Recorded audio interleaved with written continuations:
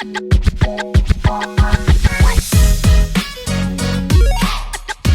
and welcome to the next episode of the Sexy Back Blueprint Show. Again, I've got another great guest on today who I was really excited. Again, I know I always say this every time I have a guest, I'm really excited, but I genuinely am really excited when these guests do decide to come on. And we'll come on to how we met in a minute. But let me first of all introduce you to Wendy. So hello, Wendy. Hi, thanks for having me. I'm excited too. Oh, good. I'm so glad. Well, yes. Well, no. Thank you so much for joining me today. And we were just talking before we hit the record button of sort of how we met. We met in the corporate world, which was, I think we sort of worked out, was sort of around sort of 10, 11, even 12 years ago that I think we actually sort Yeah, of came it across was. each other. And it's just, and we've Yeah. done a full circle from corporate to obviously now talking about health and fitness, nutrition, and everything surrounding those sort of subjects. We thought it would be a great sort of time to get Wendy on, and sort of we can sort of dig a little bit deeper into sort of what she does with some of the mums in her sort of coaching business, and we can sort of take from there. So, Yeah. Wendy, obviously, first of all, what made you get into fitness and the coaching side of it from coming from a corporate world? Okay, well, it's just crazy to think back 12 years ago when we met in corporate and just also how different the world was back then. I mean, I don't know about you, but I didn't even know a vegan 12 years ago. Not that I'm vegan now, I'm South African, so it's a little bit against my religion, but um I'm just, the world has changed so much. But yeah, I've always had an interest in health and well-being. I mean, growing up in South Africa, where I lived for the first 23 years of my life, it was a very active outdoor lifestyle. You're actually also always in swimwear, so you're always that little bit conscious of your physique, and because you're always on the beach and always in a swimsuit. But more than that, for me, I loved playing sport. I was really competitive. I swam, I played netball, to a really high standard. And when I moved to the UK when I was 23, it's actually coming up to my 18th anniversary on the 2nd of March. Wow. Living here, it's my UK birthday when I first arrived.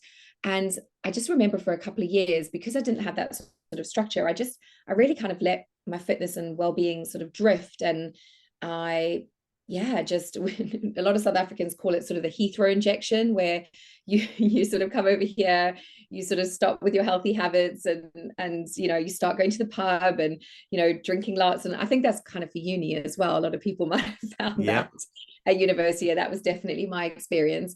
But yeah, I actually studied health psychology. I love health. And this was going very showing my age here, going back like 22, 23 years ago when I was at university. And one of my favorite lecturers was this really eccentric guy. And he used to basically take people and stick them in his home and live with them to try and de-stress them.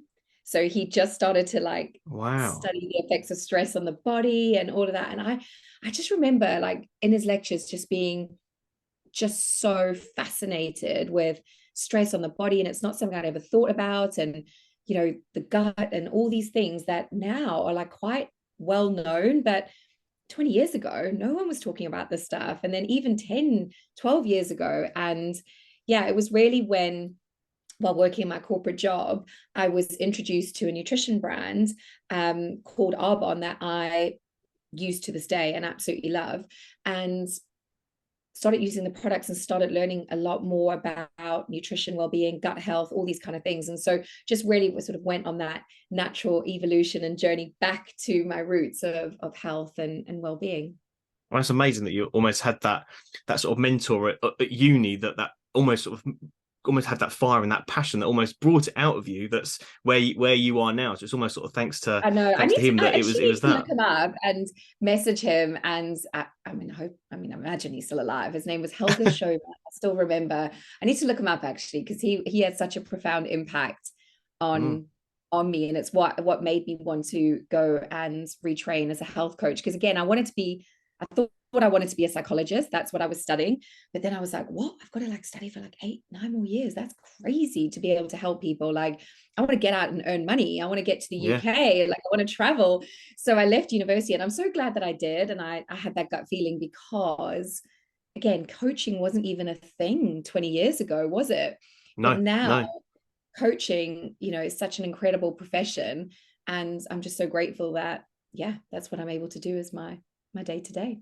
Which leads perfectly into my next question. Obviously, you're now a health coach. So what sort of people do you coach? So the people that I typically work with are mums, because I am one myself. I have a 6-year-old, feisty little girl who keeps me on my toes. And really why it is that I focus on mums, and in particular working mums, is because I think with coaching, you always teach what you know and what you've experienced. And I always like to personally work with coaches that are just that little bit ahead of where I am. So I know for me, when I became a mum and I was running, a couple of businesses at the time, it was really overwhelming suddenly going from, having my life be my own to then having to keep a small human alive, and what that all entailed. And no one prepares you for the change in how you feel as a person.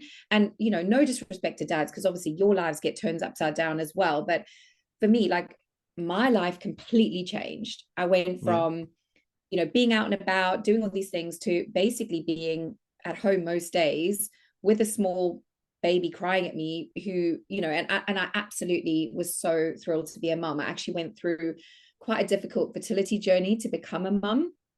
So, I was so grateful, don't get me wrong. But, my husband's life carried on. He still kept going to work every day, and he had that structure and that routine. And, as much as he'll say, "Oh, I wish I could have stayed home like you," I'll be like, really?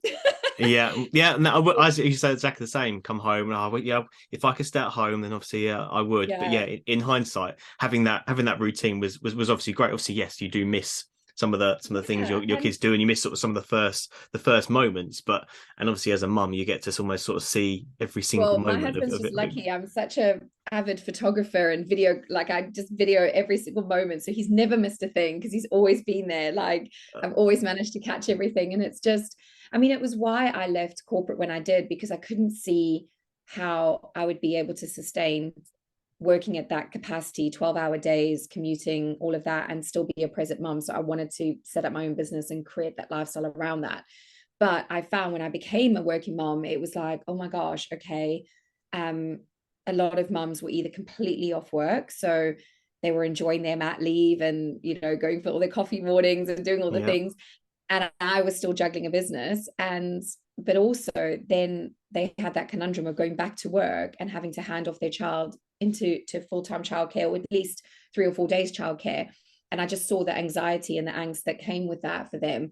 So I kind of never really fit anywhere. I was sort of, everyone went back to work, and I still had that flexibility. And I've been so fortunate to see my little girl grow up and be there for all the big moments, but still getting to fulfill sort of that drive and desire to want to have a career, and that ambition in me. So yeah, what I found was that the habits that served me before I became a mum were no yeah. longer the habits that serve me now. And I really had to adjust things. And I just needed somebody who could coach me on my life, my health, my career, just give me some advice, really give me that holistic piece and picture, which is what I've sought to create with my coaching, is just really to look after the whole you as a busy mum. And yeah, it's going really well. Like, I knew in my heart it was something that was missing and that wasn't there. So I've sought to be that person that I needed all those years ago, and continue to need. I still need that support as a working mum. Yeah, no, of course, and that's amazing. Obviously, the backstory there of almost sort of where you've come from is exactly the sort of people that you're trying to help now, and it's that full circle, and it's amazing that you can help those mums now to almost become more like you, and sort of being sort of on top of everything. And sort of one of the things I was going to mention, I read for your social media a lot, is you mentioned mum burnout. Obviously, I know today. So one of the things we're going to talk about today is sort of habits. But before we come on to that, yeah, explain a little bit what do you mean by mum burnout? Well, mum burnout is something that, is not new, but it just now has an actual name to it. And that is that feeling of complete and utter burnout across all platforms and of your life, and just feeling that, and I've been there. I've been there a couple of times in my life where I've just woken up and just realized that I've completely lost my joy, that I'm just going through the motions day to day. And I just want to help people not feel that way, because I know how hard it is to be in that place, but also how you can overcome that with those putting one foot in front of the other and coming out of that. And actually, I don't believe that it's all about creating balance in our lives. Like, I don't actually believe in the word balance. I think that's a bit of BS. It's, to be honest, work-life balance, all that. I just think ultimately, if you're in balance, nothing's growing and nothing's shrinking. It's just staying the same. And I don't know about you, but Yeah. I don't just stay the same in my life. I want to evolve. As humans, we're created to evolve and move forward. So for me, this idea of work-life balance and being balanced and all this, like, put a lot of pressure on me as a mom, because I was thinking I had to just be like, have all my ducks in a row all the time. And I think that's what leads to a lot of burnout and stress, is this pressure society puts on women, in particular mums, to be, fit and healthy, and to be an amazing mom who cooks all her meals from scratch and who is, fully present with her children all the time. And this whole, you basically work as if you don't have kids and parent as if you don't have a job. And that leads to such a mental burnout and overload. And yeah, like, there's actually, if anyone in kind of is sort of kicking around the media right now, there's this woman I follow who's actually just gone viral on TikTok she actually made a spreadsheet of all the things she has to think about as a mum. Stupid things like clean the freezer out once a month, clean the filter out of the dryer once a week. Like, she actually because her husband was like, why do you get yourself so stressed all the time? And she actually sat down and wrote a spreadsheet of all the little things that nobody in her household thinks about but her. Yeah. And it's gone viral, and the media's picked it up because they like, it actually demonstrates what's going on in a mom's brain and why they hit burnout. Yeah. Yeah. And that's obviously where this is sort of obviously where what all your coaching sort of stem from. And almost sort of, again, before we sort of hit record on this, we were sort of talking about the habits and almost sort of trying to incorporate some sort of simple habits sort of on whether they're daily habits or weekly habits, as opposed to sort of putting so much in on day one or week one, where you're just not going to be able to tick those off. And it almost becomes, when you can't tick something off, it almost, you sort of get a bit sort of almost like anxiety sort of builds up. It's almost like you didn't complete something, and people like to tick things off on a to-do list, or if it is a habit. So having those small habits to sort of move forward and to progress with, to actually almost to get to a goal, is obviously key to progress. And obviously, one of the things you mentioned on your podcast, and correct me if I forgot the name wrong, is it the Healthy and Thriving Career Mums podcast? Is that right? Is that the right name? It is, yes. Good. I'll tag that in the I'll tag that in the notes so everyone can. I'm actually going to be rebranding it soon to just the Thriving Mums podcast. Okay. But yeah, it's just to help, like, because it was originally designed to be a health focused one, and then it's naturally just evolved into all other sort of areas of motherhood and stuff. So yeah. Well done. Okay. I'm impressed. Well, I'll tag that below so everyone can have a listen. But one of the things you sort of mentioned on one of your last ones was also about this, obviously, when it was sort of the new year. So it was that sort of new year, new me. Everyone sort of had that sort of attitude. So, and obviously it doesn't need that. It's almost sort of to become just sort of talking about sort of habits and sort of progressing forward to those sort of things. So what sort of habits would you put in place for someone that does have that mum burnout? What sort of things would you start encouraging people to do to start with?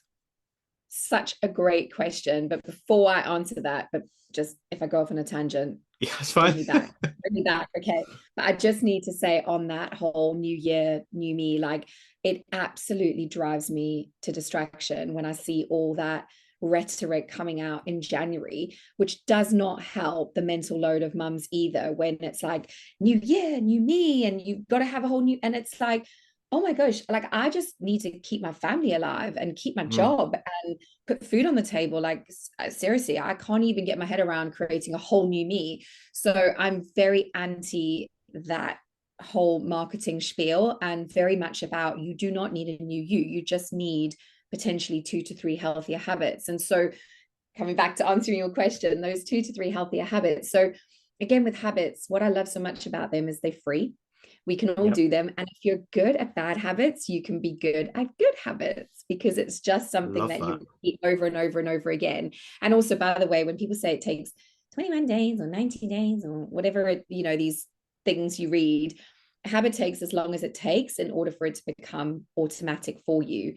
So the more you do it, the more automatic. And then that's something that your brain just automatically does. So there's things that I do in my life now that I don't even think about consciously. It's like driving, isn't it? Sometimes you can Yeah. drive somewhere. Remember when you first started driving at 18, you were like 10 and 2, 10 and 2, Yeah. like doing checks. And then now, like I can drive somewhere and be like, seriously, how did I get here? Like Yeah. I just was on autopilot because my body just knows it takes over. And so that's what you want to do with healthy habits, is that little and often, little at a time. And because also if you say to your brain, right, I'm going to be healthy, your brain's like, what does that mean? Like, what does healthy mean? Like everyone's got a different definition of it.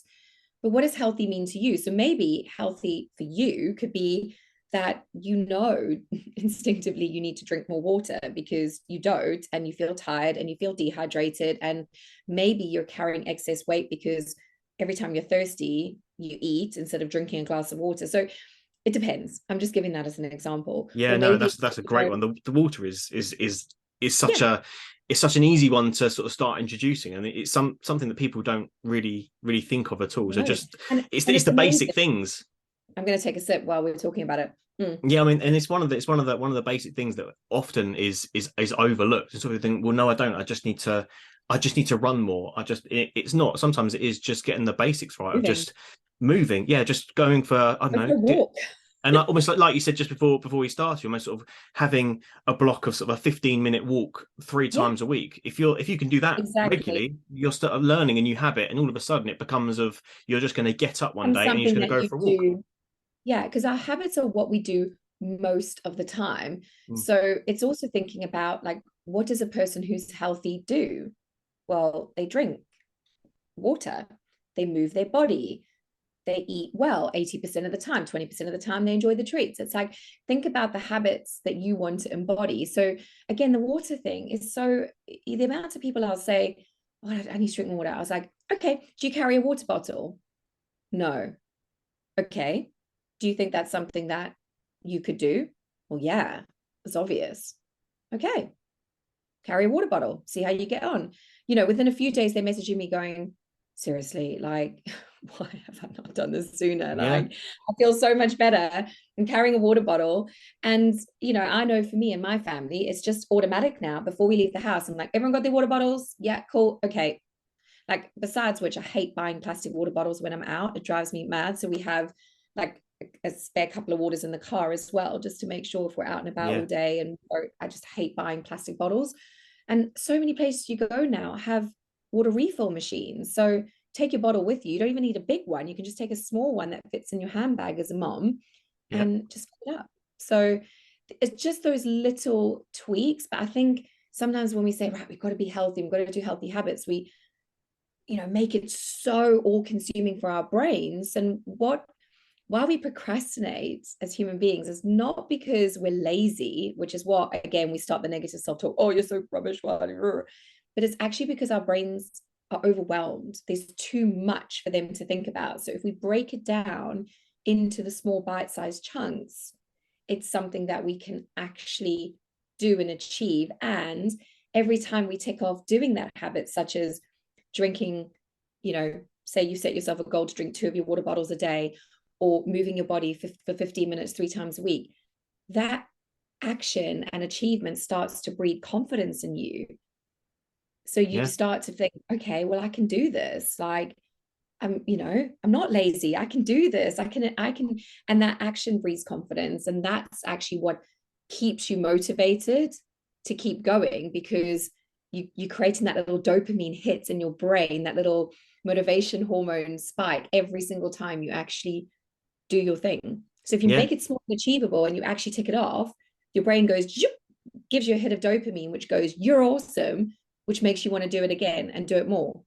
So Yeah, you and just there's keep on track. nothing better than actually ticking something off to say you've completed something. I mean, I I don't know about I you, but do love it I too. love, yeah, love ticking things off, and people love ticking things off, and they don't like to skip things or to almost sort of say I didn't do that. So actually having and that's why having small things that make the big difference, like the drinking water, or one of the other things you mentioned was sort of was batch cooking, almost sort of or not Mm, necessarily batch cooking, but I don't know, overcooking a certain dinner if you're having yeah, a cook dinner one once, eat evening. twice. That's my Exactly. philosophy. Why do you want to have to cook every day and clean up every day why not say for 3 days in a row, seek to make a meal, but with making that meal, you make 3 times the quantity and then freeze 2 portions. So now you've got that meal for week 2 and week 3 to do that the second night.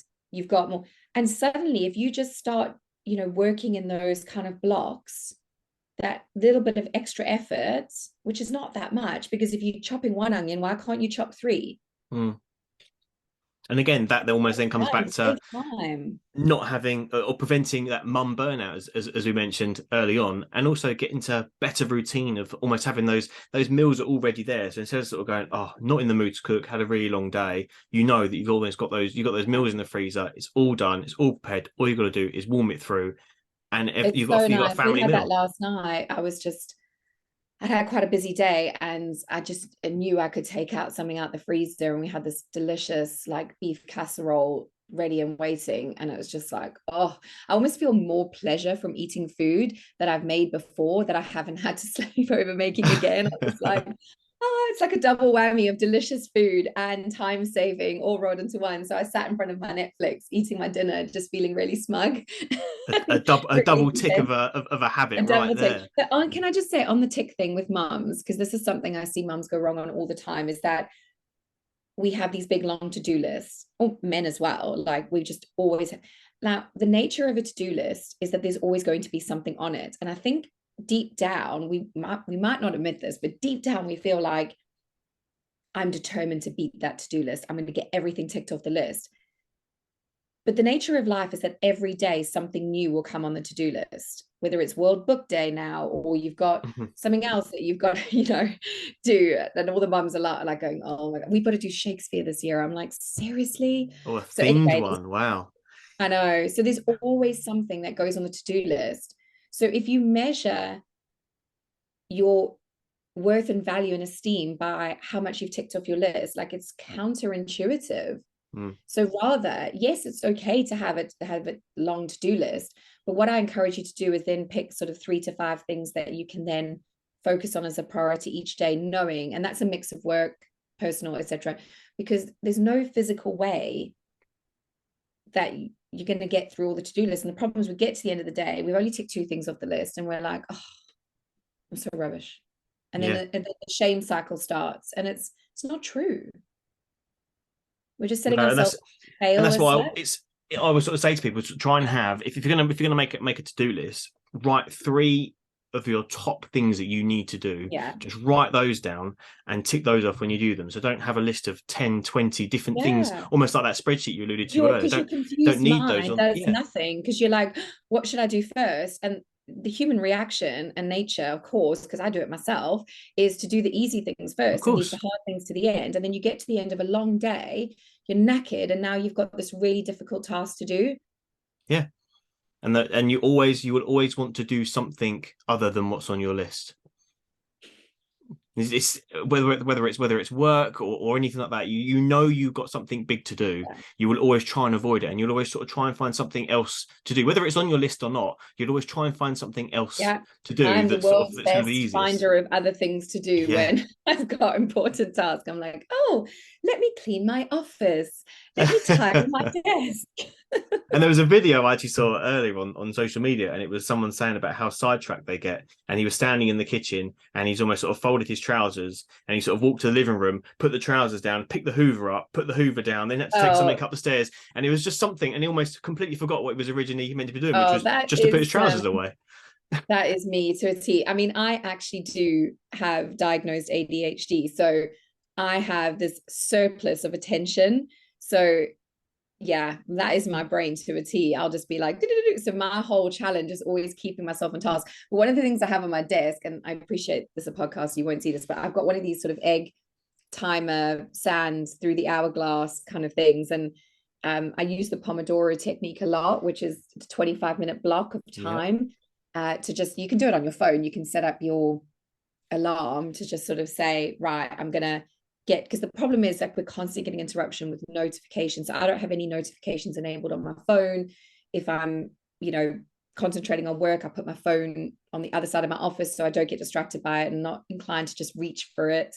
And I actually get into that work because every time you're distracted, it takes your brain another 20 minutes to refocus itself. So if you do need to get into the thick of work, it's, setting those blocks. So 25 minutes, 5 minutes perception break, another 25 minutes. Like, we can't, as humans, we're not designed to sort of concentrate, which is why, like, as an entrepreneur, I can't, like, the days when I used to have to be at an office and a desk for whatever it was, 8 hours, actually, how much productivity time did I actually have? Yeah.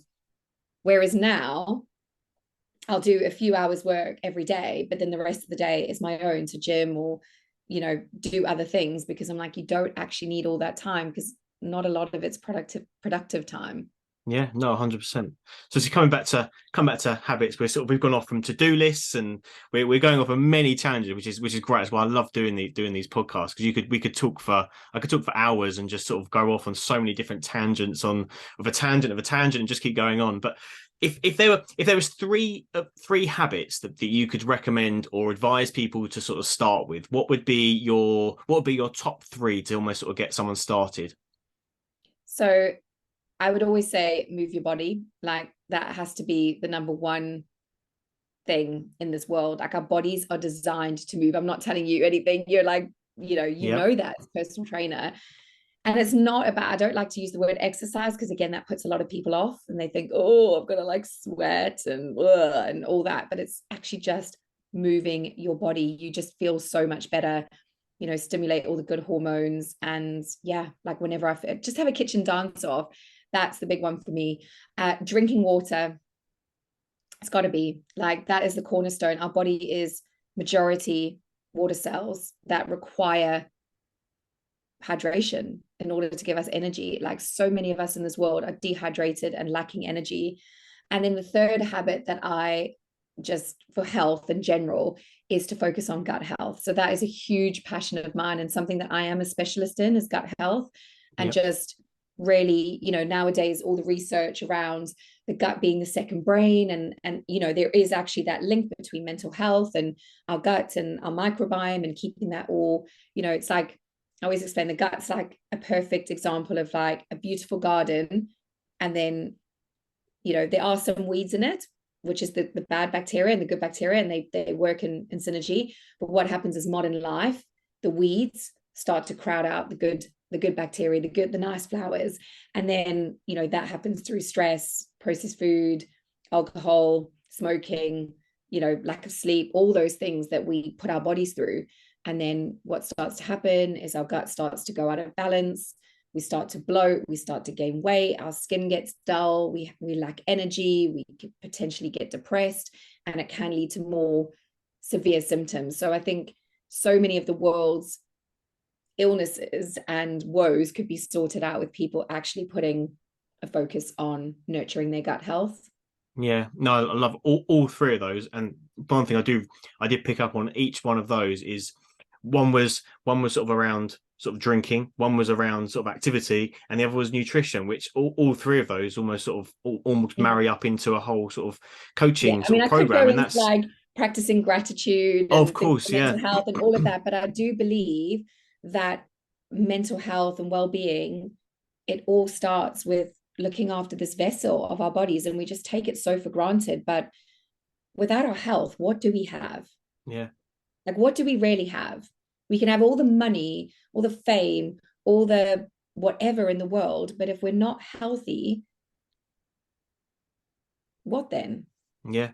And that's, What yeah, can it's we do with getting that? those basics right, and sort of just being able to move, fuel your body with the right stuff, and almost sort of being able to sort of stay hydrated, get enough Yeah, and sleep. it doesn't have to be that you're some like gym bunny Yeah. fitness fanatic. You don't have to do and be that person, but it is just about taking responsibility, Mm. taking responsibility for, the fact that there are so many people in this world who don't have the option, and to, to have sort of good health. And yeah, it's just, we look at here in the UK and the NHS and how that is just struggling so much, but so much of it comes down to health and managing the basics, as you say.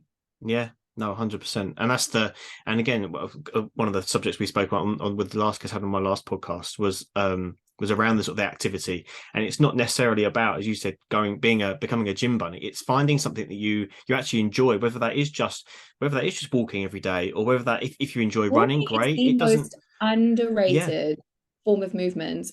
Like, I believe if this whole world could walk 3 times a week for 15 minutes, it would literally change the world.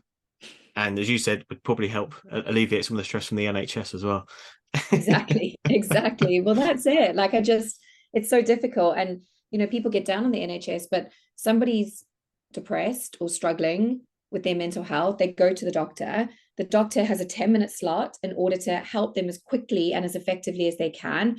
And everyone gets down on the doctor, who then prescribes an antidepressant. But the doctor doesn't have the time to sit there and teach them about gut health and educate them about healthy eating. And I mean, a lot of doctors will do their absolute best, but our whole infrastructure, the way we teach kids in school, I've been doing a lot of talks in schools recently. In my daughter's school, from the year ones right through to the year sixes, I was shocked how little kids know about health and well-being and healthy habits. And and I did a talk the other day for one of the social supermarkets here near where I live in Norwich in Norfolk. And a man just said to me, I don't know how to cook. He's like, I never got taught. So I eat processed ready meals every single meal. He said, but I can't sleep.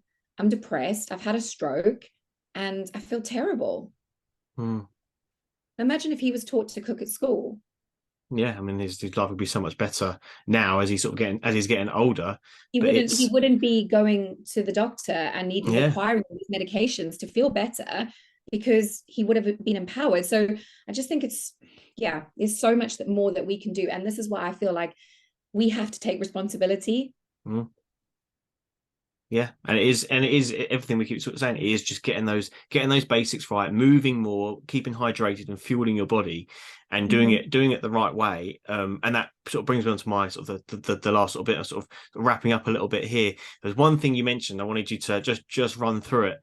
You mentioned a glow up drink in your podcast, and I love the name of it. Obviously, I heard what was in it, but I want you to can you explain what a glow up drink is, what the ingredients are, and why you have it? Okay, amazing. So this is something I do every day, like without fail.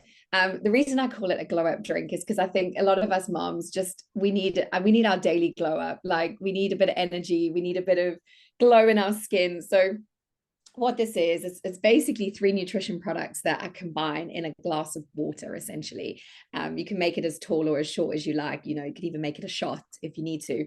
But what it is a scoop of what's called greens powder, and it's essentially a concoction of spirulina and greens. Because I mean, honestly, when you look at what leafy greens will solve in this world, like if you look at any vitamin table or for any deficiency in vitamins, it's all like green leafy veg, green leafy veg, green leafy, Yeah. So it's giving me that hit. So 1 scoop of that is the equivalent of a portion of fruit and vegetables a day, and then also all the good stuff. And then I take a gut health supplement, so that's a pre and a probiotic, because you do need both, and that just supports my gut health and everything that I need from a gut health perspective. And then I put a collagen builder in there, because again, collagen is so beneficial for our bodies. You'll know this as well, like from just general movements, but also so good for our skin, because you can't actually put collagen in the skin. You can only really stimulate it from the inside out. So it's a collagen supplement, which just, helps with the healthy glow in the skin. So yeah, I mix that all up with my little milk frother, so it all mixes in nicely. And sometimes I'll actually put a splash of apple cider vinegar in there, because that is so good for gut health. So just if you make sure you buy mother of tongue apple cider vinegar, because not the cooking stuff that will burn your throat.